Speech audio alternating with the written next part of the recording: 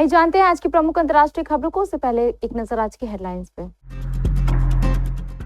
महाराष्ट्र में मूसलाधार बारिश ने मचाई तबाही, नीरा डावा नहर टूटने से डूबा हाईवे। तेज प्रताप पार्टी और परिवार से बाहर, क्या चुनाव से पहले होगी वापसी। भारत के चौथी बड़ी इकोनॉमी बनने का बाजार पर कैसा होगा असर, मिल रहे ये ग्लोबल संकेत। भारत के लिए चीन सबसे बड़ा खतरा, विनाशकारी हथियार खरीद कर रहा पाकिस्तान, अमेरिकी खुफिया रिपोर्ट में खुलासा। तुर्की में खलीफा एर्दोगन से मिले शहबाज शरीफ, पाकिस्तान को भारत से बचाने के लिए दिया धन्यवाद।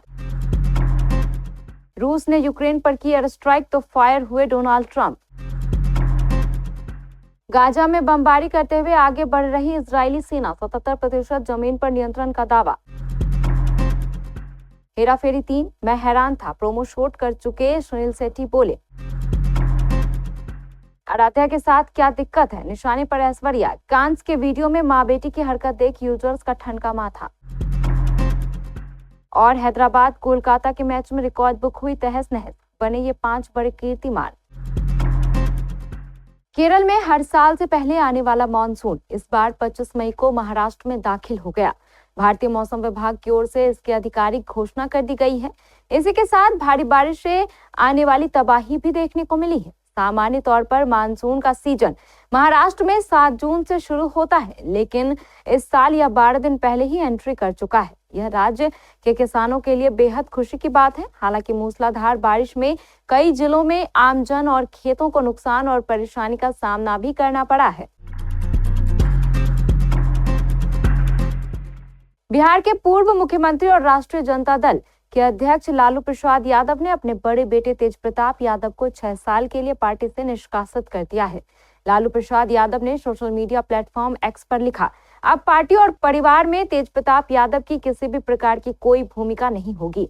लालू यादव ने यह कदम 24 मई को तेज प्रताप यादव के फेसबुक पर किए गए एक पोस्ट के बाद उठाया है। इस पोस्ट में तेज प्रताप एक लड़की से बीते 12 साल के प्रेम संबंध की बात स्वीकार कर रहे हैं। हालांकि बाद में तेज प्रताप यादव ने यह फेसबुक पोस्ट डिलीट करते हुए लिखा कि उनके सोशल मीडिया अकाउंट को हैक किया गया है।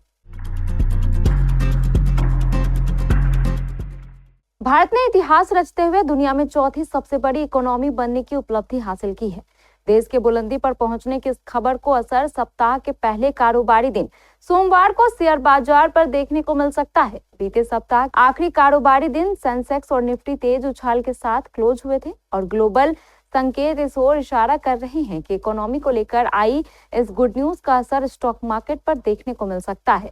सोमवार को भारतीय शेयर बाजार के लिए पॉजिटिव संकेत मिल रहे हैं। साथ ही जापान को पीछे छोड़कर चौथी बड़ी अर्थव्यवस्था बनने का असर भी बाजार पर साफ देखने को मिल सकता है। पाकिस्तान भारत को अपने लिए खतरा मानता है, इसलिए वह अपनी सेना को और ताकतवर बनाने की कोशिश कर रहा है। पाकिस्तान भारत के मुकाबले अपनी सैन्य ताकत को बराबर करने के लिए छोटे परमाणु हथियार बना रहा है। अमेरिका की डिफेंस इंटेलिजेंस एजेंसी की एक रिपोर्ट में यह बात कही गई है। पहलगाम में आतंकी हमले के बाद भारत ने पाकिस्तान में आतंकियों के ठिकाने पर हमला किया था, जिसके बाद से दोनों देशों में तनाव बढ़ गया है। रिपोर्ट में कहा गया है कि प्रधानमंत्री मोदी की सरकार रक्षा के क्षेत्र में कुछ खास बातों पर ध्यान देगी, जैसे दुनिया भर में भारत को एक ताकतवर देश के रूप में दिखाना, चीन का मुकाबला करना और अपनी सेना को मजबूत करना। DIA के अनुसार भारत चीन को अपना सबसे बड़ा दुश्मन मानता है। पाकिस्तान को वह एक ऐसी समस्या मानता है जिसे संभाला जा सकता है। पाकिस्तान के प्रधानमंत्री शहबाज शरीफ 4 देशों के दौरे के तहत सबसे पहले तुर्की पहुंचे हैं। भारत के साथ हालिया सैन्य टकराव के बाद शहबाज शरीफ का ये पहला विदेशी दौरा है। उनके साथ पाकिस्तान के सैन्य प्रमुख जनरल आसिम मुनीर भी तुर्की गए हैं। रविवार को शरीफ ने इस्तांबुल में तुर्की के राष्ट्रपति रेचेप तैयप एर्दोगान से मुलाकात की। इस दौरान शहबाज शरीफ ने भारत के साथ हालिया सैन्य टकराव में पाकिस्तान को समर्थन के लिए एर्दोगन को धन्यवाद दिया। शहबाज शरीफ ने अपने एक्स अकाउंट पर इसकी जानकारी दी है। शहबाज शरीफ के साथ ही पाकिस्तान के नए फील्ड मार्शल बने जनरल आसिम मुनीर ने भी एर्दोगान से मुलाकात की। रूस ने एक बार फिर से यूक्रेन को निशाना बनाया है। उसने अभी तक की सबसे बड़ी एयर स्ट्राइक करते हुए मिसाइल और ड्रोन से हमला किया है। इस मामले पर यूएस के राष्ट्रपति डोनाल्ड ट्रंप की प्रतिक्रिया आई है। ट्रंप रूस के राष्ट्रपति व्लादिमीर पुतिन से नाराज दिखे। उन्होंने सख्ती से कहा कि मैं पुतिन से खुश नहीं हूं। रिपोर्ट्स की माने तो रूस ने यूक्रेन के कई हिस्सों में मिसाइलें दागी हैं।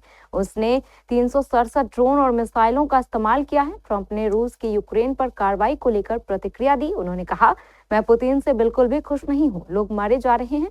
मैं उन्हें लंबे वक्त से जानता हूं। हमारे अच्छे रिलेशन रहे हैं, लेकिन अब वे रॉकेट्स दाग रहे हैं। मुझे यह बिल्कुल भी पसंद नहीं है। वह क्रेजी आदमी है। यह ठीक नहीं है। इजरायल सेना ने गाजा के 77% भूभाग पर कब्जा कर लिया है और अब बाकी की जमीन पर कब्जे के लिए बर्बर हमले कर रही है। यह बात हमास की मीडिया विंग ने कही है। इस बीच इजरायल के ताजा हमलों में 38 लोग और मारे गए हैं। मारे गए लोगों में एक पत्रकार और बचाव दल के एक अधिकारी शामिल हैं। ये लोग क्रमशः जबालिया और नुसीरत में स्थित घरों में मारे गए हैं। 7 अक्टूबर 2023 से जारी इजरायली हमलों में अभी तक कुल 220 पत्रकार मारे जा चुके हैं। इजरायली सेना ने ताजा हमलों के बारे में कोई बयान नहीं दिया है। हेराफेरी 3 अभी भी अधर में लटकी हुई है, क्योंकि बाबू भैया यानी परेश रावल के अचानक फिल्म छोड़ने के बाद अक्षय कुमार की कंपनी के साथ कानूनी दांवपेच चल रहे हैं। इस बीच श्याम यानी सुनील शेट्टी भी फंस गए हैं। वो अभी भी सोच रहे हैं कि उनके बीच सुलह हो जाए, लेकिन हाल ही में हुई इस घटना से वो बहुत हैरान है। सुनील शेट्टी ने दिए एक इंटरव्यू में कहा, हमने हाल ही में हेराफेरी 3 का प्रोमो शूट किया है। ऐसा नहीं लगा कि हम तीनों 25 साल बाद प्रियदर्शन के साथ हेराफेरी कर रहे हैं। यही कंटिन्यू थी, यही समझ थी। हमारा लेन देन बहुत बढ़िया है।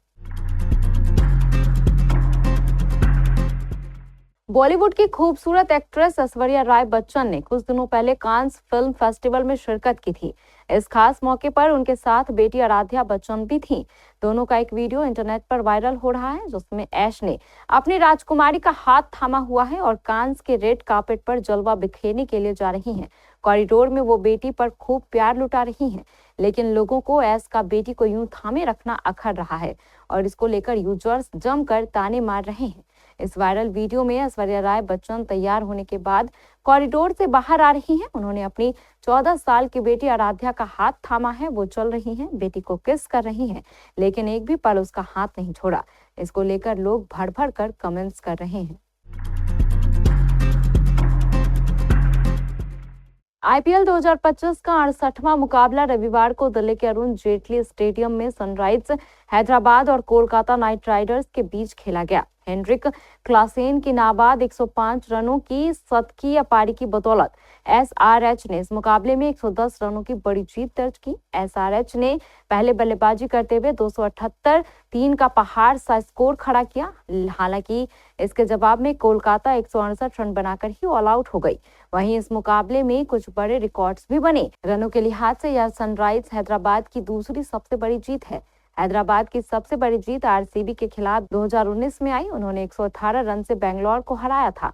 कोलकाता नाइट राइडर्स को सनराइजर्स हैदराबाद ने 110 रन के बड़ा मार्जिन से हराया।